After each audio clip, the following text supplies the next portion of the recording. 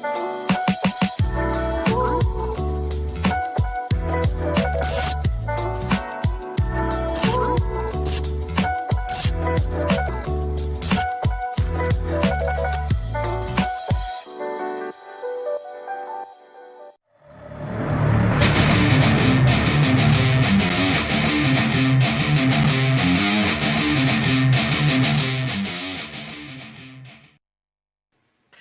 listening to the AZ Wildcats podcast, brought to you by DraftKings, America's #1 sportsbook app. Now, joined by the latest commit to Jed Fish and to the Arizona football program, Mr. Charles Yates Jr. How you doing, Charles?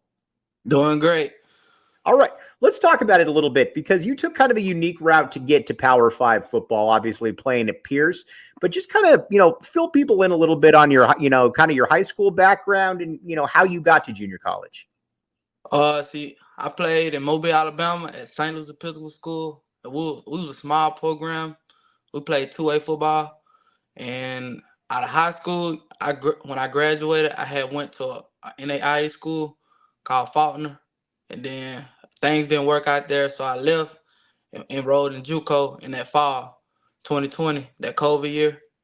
Right. And then once I played the COVID year, they wanted me to leave. And I was finna get ready to go. I was finna sign Delta State, but I knew I was a D1 caliber guy, so I ended up sitting out another year. And then I ended up staying in school, though, online school, and got my AA degree. And then once that fall came around this year, I went to Pierce.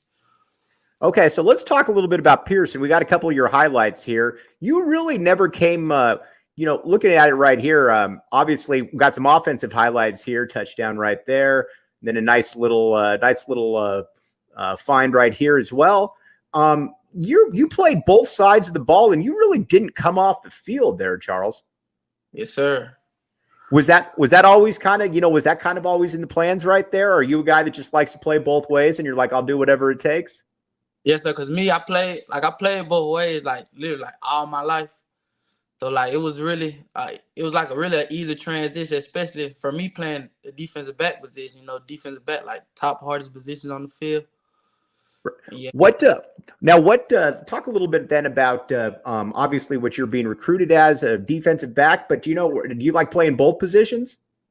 Yes, sir. I enjoy both positions, but I was mostly I'm mainly a defensive guy because I can tell from my aggression. Right. Now, looking at it right there, it looks like you and the quarterback, I think his name is Peyton, have a pretty good connection there on the field as well when you're playing receiver. Oh, yes, sir. Yes, sir. Me and Peyton, I always talk to him every day before practice. I didn't realize either that he's got a twin brother that lines up opposite you in the defensive backfield as well. Yes, sir. Yeah. Okay. Now, so Arizona starts recruiting you then. And, you're getting recruited by Kansas. You got some other offers, but how did this all kind of come about? When you started getting interest and whatnot? Actually, the day I got my Nevada offer, cause Coach Kafusi, he was already on Pierce campus Monday, and right. I was flying in to meet Nevada. And then my head coach, Coach Sims, he showed Coach Kafusi my film. And then they had ended up reaching back out that next week, but I had ended up getting a Nevada offer the next day when they came and saw me. Right. Okay. So when when Arizona starts recruiting you, then what did they say about your game? What did they, what kind of stuck out to them about how you could contribute at the U of A? I could say what stuck out to them the most was definitely my versatility, being able to just do everything on the field at the skill positions. Right. Now, have you always been like that? Have you always been able to kind of pretty much excel at any position that you play at, especially with your athleticism? Yes, sir. Always. Right. So, all right. So next year, Arizona lost some DBs, obviously. Are you locked in at, say, a corner, or are they looking at you possibly at safety? How's that all playing out? I would say mostly corner and nickel. Mostly. Okay. Now you're also a bigger dude to begin with as well. So how has that been able to help you? Cause I always I'm a hard worker, so I'm definitely training 24/7. So definitely all that just really paid off as I could tell my body just keep producing.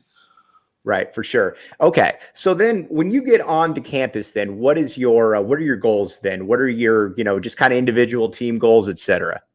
Well, when I get on campus, for sure, I'm definitely like, I'm always be working. Like, if it's not class, I'm definitely training with all the strength conditioning coaches, definitely. Okay, now, all right. So, academically, what are you looking to major in? My academic, definitely exercise science, because I'm very into the body. Right. Okay. Yeah, very cool. Now, so you've been on campus and everything? Yes, sir. Okay, what'd you think of the campus? Campus beautiful to me. I really Right. fell in love with the campus.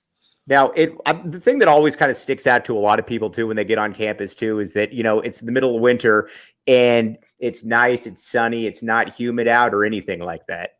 Yes, sir. Right. So, all right. So, are you going to be an early? When are you going to be able to get onto campus? That's what a lot of people were asking. I'm actually working on that now. I had to just apply for school and stuff by being last minute. So yeah, I'm in the middle of that Okie process.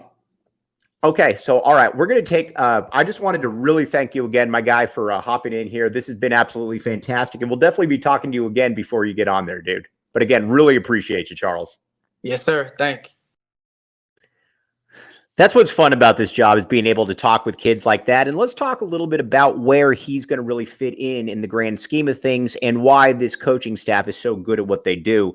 But first, got to pay the bills. Four Peaks, the official brew of PHNX Sports. All right, here's the deal. So you hop into the downtown Tempe location. Maybe you go in there and you root against ASU a little bit, or you come to the tap and bottle watch parties and you root against ASU, but root for the U of A.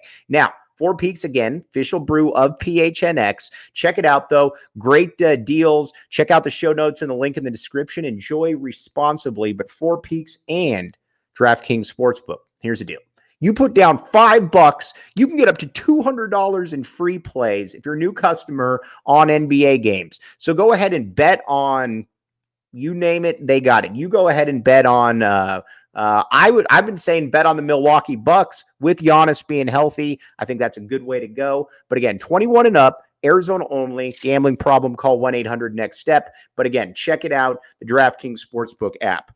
All right, the one thing that this coaching staff has been able to do that is absolutely fantastic is evaluate players.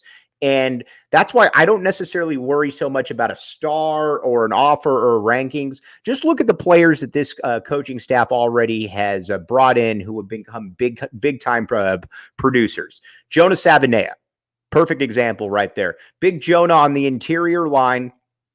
Has first team freshman All-American, has very much the look of a guy who could be a first round pick at some point. Then opposite him, Wendell Moe, another guy that was not highly rated at all coming out, didn't really have many good offers. And they both are going to be kind of those road graders in the middle right there. Then you look on the defensive side of the ball, Jacob Manu. I mean, everybody talks about the Servite connection right there, and rightfully so, because again, Noah Fafita, QB of the future, Kean Burnett, obviously, star tight end, T-Mac, everybody knows what he did this year, but you could make the case that Jacob Manu was the best out of all of them as a freshman, and he was another freshman All-American, another guy that was not highly rated. So the coaching staff has done a very, very good job of being able to find guys in the transfer portal or just out of high school, junior college, that maybe didn't traverse the normal route that so many others have. And, let's be honest here. At Arizona, it's not Alabama. Kids don't just walk to you. You got to be able to find them. And that's something that his coaching staff has done. And they have done that in spades. And I think when you look at Charles Yates, this is going to be a guy who I think is going to line up at that DB position. Again, as we talked about, he's bigger. And I think that he can maybe play a little bit of safety, play some nickel, like he said. But there's a lot of different possibilities for Charles out there. And again, that's what's exciting about this entire endeavor. Now, let's just say that you're watching the game and you want someplace comfortable to sit. More furniture, morfurniture.com. redid the entire PHNX studios, has things for people like me, my size, or people like Jacob Franklin, who is on paternity leave right now, who is 6'8", and upholstery, fabric, you name it, they got it. Also very comfortable. Check it out. More Furniture, morfurniture.com, and Mountain Mike's Pizza. Now, a guy that anybody out there who knows who Chief is knows that he's generally wrong about everything, but he endorsed Mountain Mike's Pizza. And there's a reason he endorsed it, because everybody agrees that Mountain Mike's Pizza is good. Oracle and Wetmore, great setup, TVs, you name it. Check it out. Mountain Mike's Pizza. Fantastic stuff going on right there. And again, you can come to the Tap and Bottle watch parties, and many times Mountain Mike's will be there. All right. Now, with Charles Yates, though, I do have a few connections on the team, and everybody vouches for the kid. What's great about him too is the story in which he got here. You got to remember, it's not easy a lot of times to be able to, go from high school to to junior college, even sit out a year and be able to stay focused, stay sharp. And that's exactly what Yates was able to do. And you look at his highlights, and there's something there that you can tell that this is a guy that coaches can do something with, because he's natural with the ball. Players gravitate towards him on defense and on offense. Really excited to see what he can do. All right. Now, we're obviously in the middle of basketball season, so I wanted to talk a little bit about that before we sign off. Apologize, we had a few technical issues, but, again, that's it's no biggie. But Arizona last night, here's what I think that you can find out about the Wildcats at this stage in the game, switching over, obviously, to basketball, in that if the Cats don't make the shots, they're going to be a little vulnerable. But Azuolas Tubelis is a lock, in my opinion, for the player of the year in the conference. He's that good. He has been that good pretty much all season. And then on top of that, you've also got Umar Ballo, probably going to be the most improved player, but those guys got to dominate. They got to dominate game in and game out, because at this stage, I think we know that at certain spots on the perimeter, there are a few, it can come and go. I'll put it to you like that. But at the same time, there's also this team is a top 10 team, but there are some flaws to it. And, I'm not going to sit here and sugarcoat that. Oregon coming up is a big game. Oregon has looked terrible pretty much all season. And I think what's frustrating, if you're an Oregon fan, is that they should be better than they are, but they're not showing anything. And I think that's probably frustrating for some people. But that is a game where Oregon generally plays well against Arizona, and you're going to need to keep an eye on that one. All right. Now, might say to yourself, where should I watch the game, Mike? Glad you asked. Tap and Bottle. Check it out, Tap and Bottle downtown. That's where our watch parties are. Fantastic stuff. Scott and Rebecca do a great job. We go down there, we yell at the screen, we enjoy being Wildcats, we make fun of ASU. Tap and Bottle is the place to be. Also, you can get Four Peaks Brew there, and many times Mountain Mike's Pizza as well. So again, Tap and Bottle downtown watch parties. Join us tomorrow at 4 o'clock.